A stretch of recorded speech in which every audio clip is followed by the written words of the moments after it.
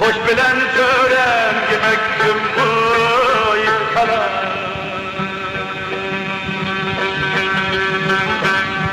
Hamskal tek ağzıda kaldım yine.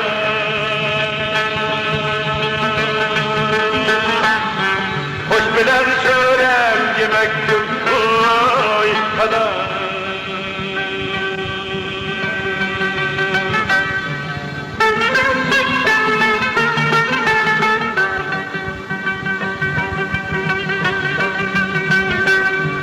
Kahrımızdan ot seçildiğine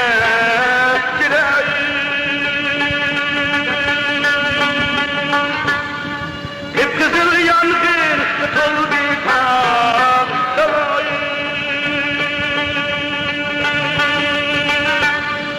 Hep kızıl yangın tutuldu tam sarayı.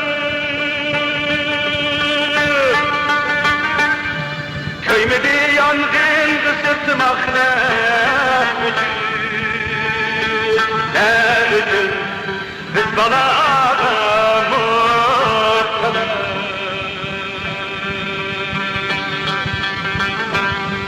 Köymedi yangın sırtmak ne üçün biz bana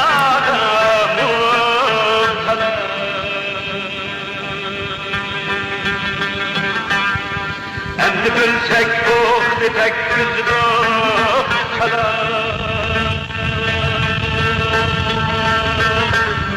Hemmedin yaman icat sülhi kalar.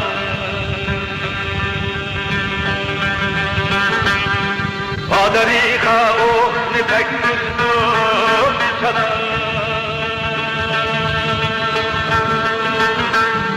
Hemmedin yaman icat sülhi